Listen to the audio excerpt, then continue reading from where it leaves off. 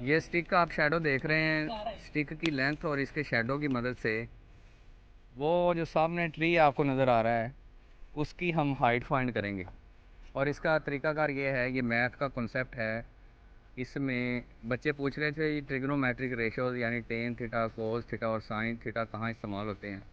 तो एक तो हम इसमें टेन थीटा का कॉन्सेप्ट इस्तेमाल करेंगे, दूसरा इसमें मैथ का कॉन्सेप्ट इस्तेमाल होगा सिमिलर ट्राइंगल्स का, और तीसरा इसमें कॉन्सेप्ट इस्तेमाल होगा रेशो एंड प्रोपोर्शन का। तो इन तीनों कॉन्सेप्ट्स की मदद से हम आज ये एक्टिविटी करेंगे।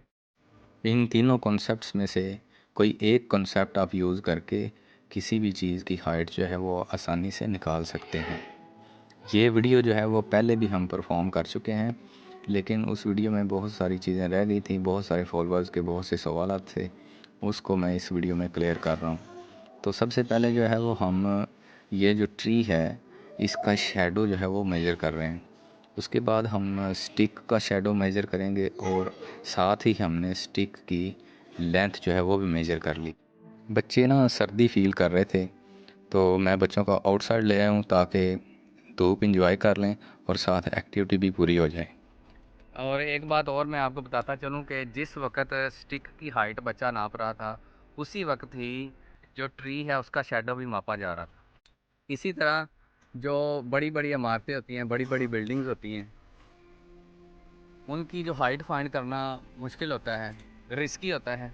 तो इस मेथड के ज़रिए हम बड़ी बड़ी इमारतों, बड़े बड़े पोल्स और बड़े बड़े ट्रीज़ जो हैं उनकी हाइट भी फाइंड कर सकते हैं। आपको वो सामने भी बिल्डिंग एक नज़र आ रही होगी, उसकी भी हाइट हम निकालेंगे इसी एक्टिविटी की मदद से। एक बात का आपने यहाँ पर ये ख्याल रखना है कि एट द सेम टाइम जब आप जिस वक्त, अगर फ़र्ज़ कर लें कि 11 बजे आप स्टिक का शेडो नाप रहे हैं, तो 11 बजे ही आपने ट्री और या बिल्डिंग का शेडो नापना है। फिर आपको जो है ना उस चीज़ की एग्जैक्ट हाइट मिलेगी।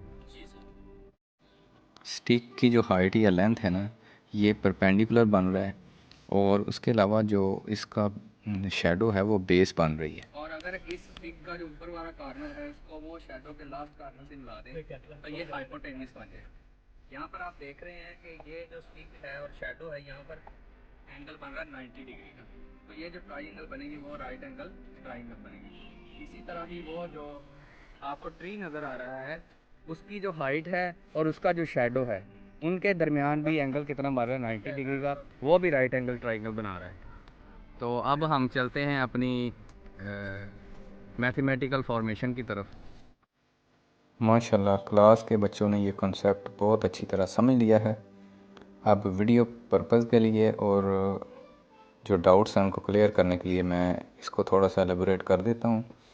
सबसे पहले जो है हम वो टेन थीटा को यूज़ करेंगे और जो ट्री की हाइट है वो निकालेंगे।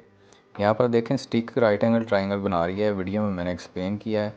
ट्री भी राइट एंगल ट्राइंगल बना रहा है, यहाँ पर दोनों का राइट एंगल बन रहा है और इसका जो एंगल थीटा बनेगा ना और जो इसका एंगल थीटा बनेगा वो दोनों एंगल सेम होंगे। इस वजह से दोनों में टेन थीटा की वैल्यू सेम आएगी और जो हम टेन थीटा का आंसर निकालेंगे स्टिक के लिए वही टेन थीटा का आंसर ट्री के लिए भी यूज़ किया जा सकता है। तो अब इसमें आप देखें कि स्टिक की जो हाइट है यानी लेंथ है वो 4.3 फुट आई है। ये बिल्कुल एग्जैक्ट एक्यूरेट मैंने चीज़ें लिखी हैं, कोई इसमें दूसरी ऐसी चीज़ नहीं है कि मैं ख़ुद से कैलकुलेशन कर रहा हूँ। और स्टिक की जो शेडो है वो 4.9 फीट आई है।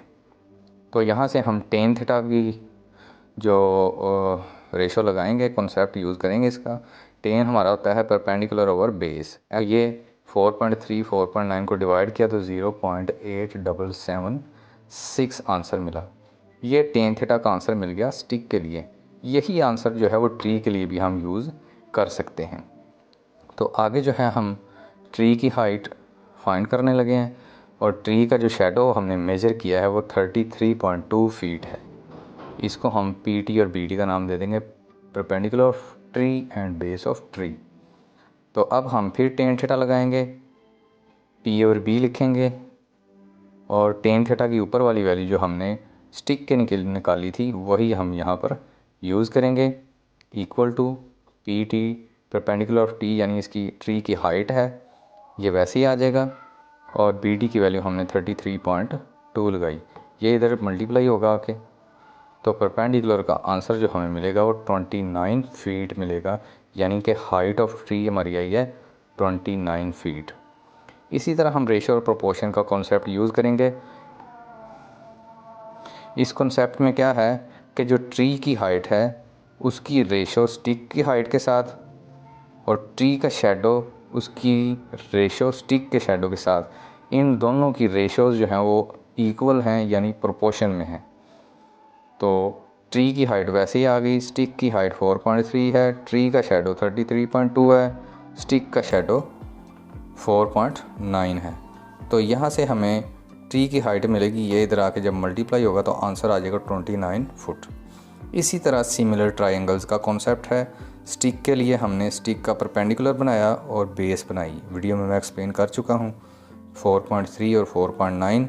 इसी तरह ट्री की हाइट x और इसका बेस यानी है शेडो 33.2। अब यहाँ पर सिमिलर ट्रायंगल कहती हैं कि जब दो साइड्स के एंगल इक्वल हों, यहाँ पर दोनों का एंगल कितना बन रहा है 90 डिग्री, तो फिर क्या होगा, इनकी जो साइड्स हैं उनकी जो रेशो है वो इक्वल होंगी, यानी परपेंडिकुलर x इसकी रेशो परपेंडिकुलर 4.3 के साथ बनेगी और बेस 33.2 इसकी रेशो बनेगी 4.9 के साथ, बिकॉज़ ये दोनों जो साइड्स हैं इन दोनों के सेंटर में एंगल जो है वो सेम है। तो ये रेशो और ये रेशो इक्वल है, ये 4.3 इधर आके मल्टीप्लाई होगा, तो दोबारा से हमारा आंसर क्या आ जाएगा 29 फीट।